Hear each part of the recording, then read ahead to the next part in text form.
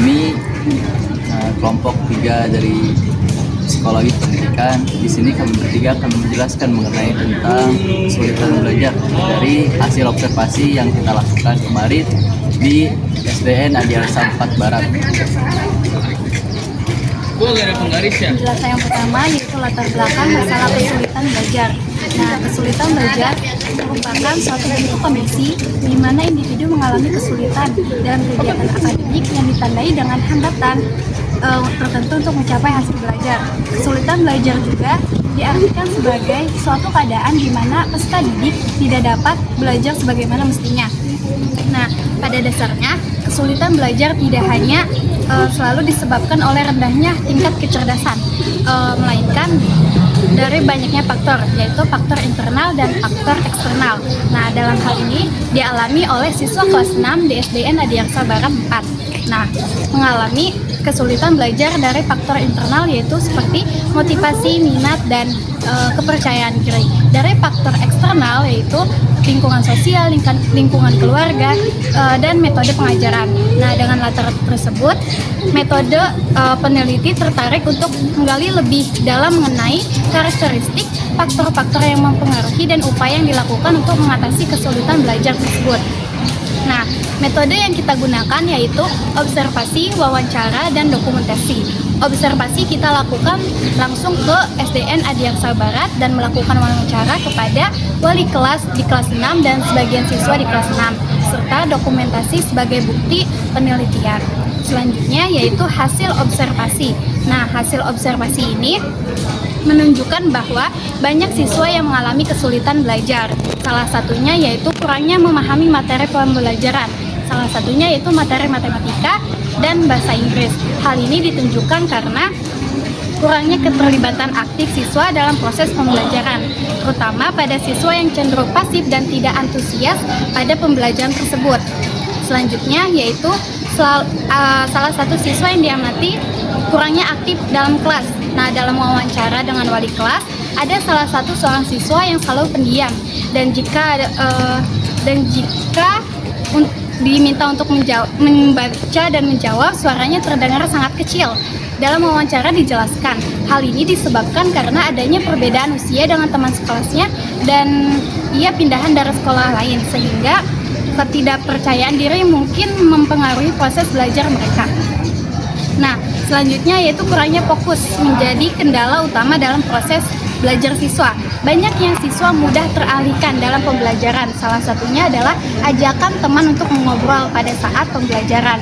Meskipun guru sudah berupaya menciptakan suasana yang kondusif untuk belajar, gangguan kecil ini tetap mempengaruhi konsentrasi siswa. Selanjutnya, metode yang digunakan oleh guru masih kurang gitu. Nah, menunjukkan bahwa metode pengajaran ini digunakan belum mampu memenuhi kebutuhan dan minat siswa, yang pada akhirnya berdampak pada motivasi dan hasil belajar siswa. Berdasarkan hasil wawancara dengan wali kelas bahwa pada saat ini wali kelas masih belum menemukan dan masih menganalisis metode pengajaran yang tepat untuk mengatasi kesulitan belajar yang dialami oleh siswa. Dan yang terakhir yaitu faktor keluarga, yang dimana faktor keluarga ini dapat mempengaruhi proses pembelajaran dengan optimal. Seperti yang dijelaskan oleh wali kelas bahwa sebagian siswa berasal dari keluarga yang kondisi ekonominya kurang mampu. Selanjutnya dilanjutkan kepada pembahasan. Pembahasan yaitu tentang karakteristik, yang mana siswa yang mengalami kesulitan belajar memperlihatkan karakteristik yang tidak sama. Menurut Mulyadi tahun 2010, kesulitan belajar pada dasarnya dimanifestasikan dalam pelakunya, baik aspek psikomotorik, kognitif maupun afektif. Beberapa pelaku yang merupakan manifestasi gejala kesulitan belajar adalah yang pertama itu menunjukkan prestasi belajar yang di bawah rata-rata yang dicapai oleh kelompok kelas. Yang kedua, hasil yang dicapai tidak sama dengan apa yang dia usahakan. Nah, kemudian menunjukkan sikap-sikap yang tidak wajar seperti acuh dan tidak acuh. Kemudian menunjukkan gejala emosional yang kurang wajar seperti mudah tersinggung, murung, pemarah, bingung, cemberut, dan yang lainnya. Nah, karakteristik kesulitan belajar oleh siswa kelas 4 dengan hasil observasi yang kami lakukan adalah menunjukkan sikap-sikap yang tidak wajar, yang menunjukkan gejala emosional yang kurang ajar. Hal ini ditunjukkan dengan siswa yang tak acuh saat pembelajaran matematika dan juga bahasa Inggris.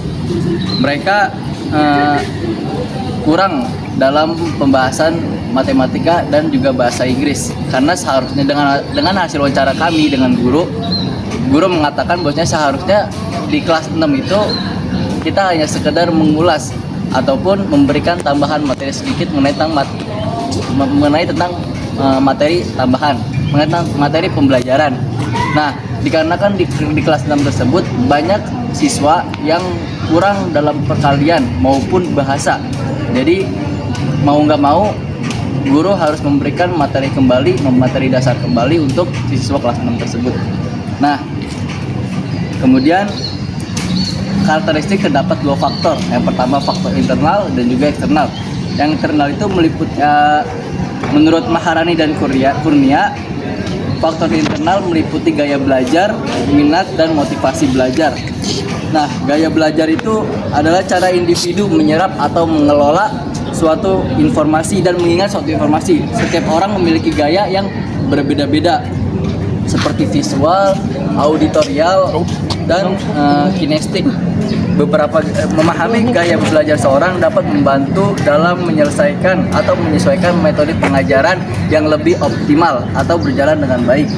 Yang kedua, minat dan motivasi belajar.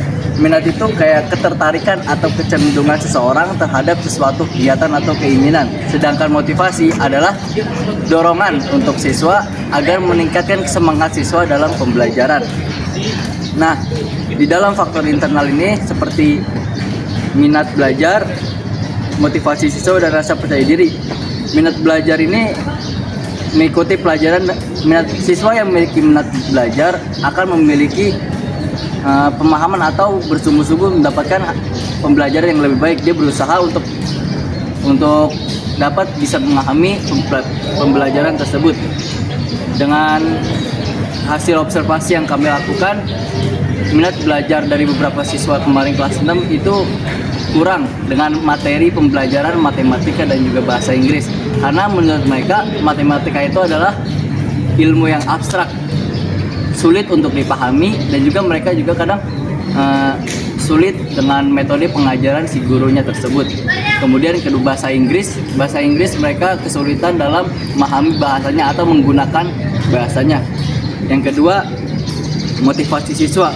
Salah satu faktor utama yang mempengaruhi kesulitan belajar adalah motivasi belajar siswa. Menurut Rian dan Delsi tahun 2000 dalam teori motivasi self-determination menyatakan bahwasanya motivasi intrinsik, motivasi yang muncul dari dalam diri siswa untuk meningkatkan, demi kepuasan pribadi sangat penting untuk keberhasilan pembelajaran. Nah, dengan hasil observasi kemarin yang kita lakukan, mereka selalu mendapatkan motivasi baik dari dukungan orang tuanya maupun gurunya. Bahkan dengan kami hasil wawancara dari gurunya, bahwasanya gurunya itu selalu memberikan motivasi setelah sholat subuh dan juga sebelum pembelajaran.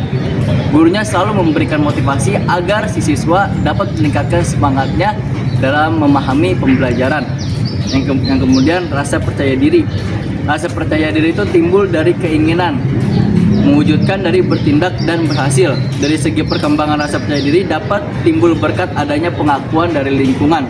Nah, kemarin terdapat siswa yang mempunyai kurang rasa diri dalam pembelajaran, karena dia itu faktor yang kami dapat, dia itu mendapatkan pindahan atau berbeda usia dengan teman-teman yang lainnya, dan juga pindahan dari kelas lainnya, sehingga dia mempunyai rasa kurang percaya diri dalam kelas untuk melakukan proses pembelajaran, malu untuk melakukan aktivitasnya seperti teman-teman yang lainnya dalam kelas.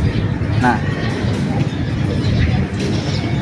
kemudian ada faktor eksternal dari siswa gitu, faktor-faktor yang mempengaruhi kesulitan belajar siswa dari faktor eksternal. Yang pertama ada lingkungan belajar.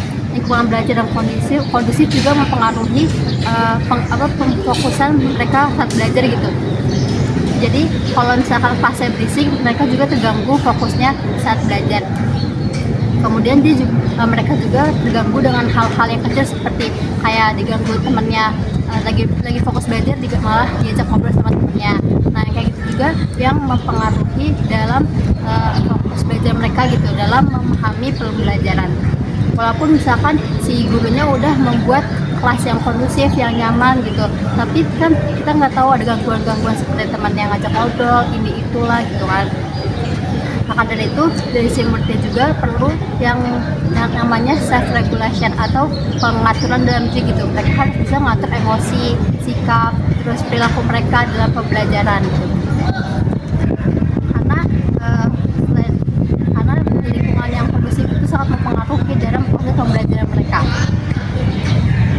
Berdasarkan hasil wawancara dengan siswa, mereka gampang gitu teralihkan oleh hal-hal yang kecil. Misalkan ada orang yang lewat, mereka langsung kayak gampang ke distract-nya gitu. Terus gangguan-gangguan kecil yang lainnya gitu, seperti diajak ngobrol dan lainnya.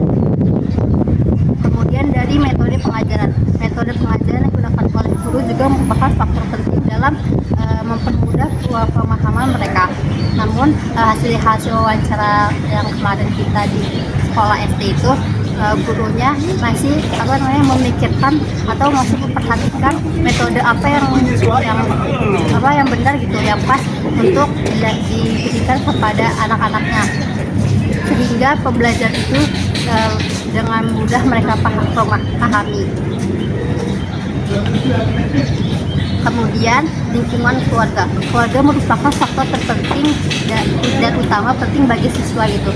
Menurut Dalyono berpendapat bahwa faktor orang tua sangat besar pengaruhnya terhadap keberhasilan siswa dalam belajar. Tinggi rendahnya pendidikan orang tua, terus tinggi rendahnya pendapatan orang tua, terus juga antara kolaborasi orang tua anaknya gitu. Hasil wawancara kemarin mereka mengatakan bahwa ada saat belajar di rumah ada yang orang tuanya kayak ayo nyuruh mereka belajar, terus ada yang juga ditemenin dan ada juga yang nggak ditemenin gitu. Dan dari situlah mereka tuh butuh peran yang bergantikan sosok guru di rumah gitu, yaitu orang tua, karena ya siapa lagi kalau bukan orang tua di rumah gitu yang bakal mendampingi mereka belajar. Kemudian kayak dari faktor ekonomi, keluarga juga mempengaruhi keterbatasan akses mereka. Misalkan ada karena di SD itu kan kemarin kayak kurangnya gitu fasilitas juga. Nah mereka kan bisa menggunakan HP. Nah mungkin di sana juga ada yang belum punya HP gitu karena keterbatasan ekonomi dari orang tuanya. Terus kemudian apa upaya untuk mengatasi kesulitan belajar mereka gitu, dari faktor internal misalkan dari faktor internal seperti minat belajar, motivasi dan rasa percaya diri. Guru perlu menciptakan suasana kelas yang menyenangkan, kondusif, interaktif gitu dan menarik. Mungkin bisa seperti tidak monoton seperti misalkan sudah cenderung membosankan dan tidak kondusif, misalkan kelas bisa diupayakan dengan expliking atau game-game yang mungkin bisa mengembalikan mood belajar mereka. Dan kemudian juga dari siswanya juga perlu dengan pengaturan diri yang tadi. Nah, guru ini perlu mengembangkan pengaturan diri untuk mengatur emosinya, terus perilakunya gitu, agar mereka tahu mana nih prioritas mereka saat belajar, apakah boleh mengganggu orang saat belajar, apa boleh ngobrol. Jadi mereka harus tahu gitu dalam diri mereka sendiri. Kemudian jangan lupa peran orang tua saat di rumah, ini juga peran penting saat belajar di rumah gitu. Jangan hanya menyuruh saja, tapi juga didampingi, karena anak juga butuh sosok yang untuk mendukung mereka saat belajar. Selanjutnya itu kesimpulan, berdasarkan hasil penelitian, cara observasi, wawancara, dan dokumentasi yang telah dilakukan di kelas 6 SDN Adiaksa Barat 4 mengenai kesulitan belajar, menunjukkan bahwa karakteristik kesulitan yang dialami oleh siswa kelas 6 ketika pembelajaran adalah menunjukkan sikap yang tidak wajar dan menunjukkan gejala emosional yang kurang, seperti faktor penyebab kesulitan, yaitu dari faktor internal dan faktor eksternal yang mempengaruhi keberhasilan siswa dalam belajar. Nah, faktor internal itu seperti minat, motivasi, dan kepercayaan diri. Sedangkan dari faktor eksternal yaitu lingkungan sosial, lingkungan keluarga, dan metode pengajaran. Upaya yang dilakukan untuk mengatasi kesulitan belajar antara lain menciptakan suasana kelas yang kondusif, memberikan motivasi dan dukungan kepada siswa, serta menggunakan metode pengajaran yang lebih variatif dan menarik. Selain itu, dukungan dari orang tua dan dalam memberikan perhatian dan pendampingan juga sangat penting untuk membantu siswa mengatasi kesulitan belajar dan meningkatkan hasil belajar mereka. Baiklah, itulah hasil observasi yang kami lakukan. Kami telah mewawancarai baik dari muridnya maupun dari guru kelasnya. Sekian laporan dari kami. Assalamualaikum warahmatullahi wabarakatuh.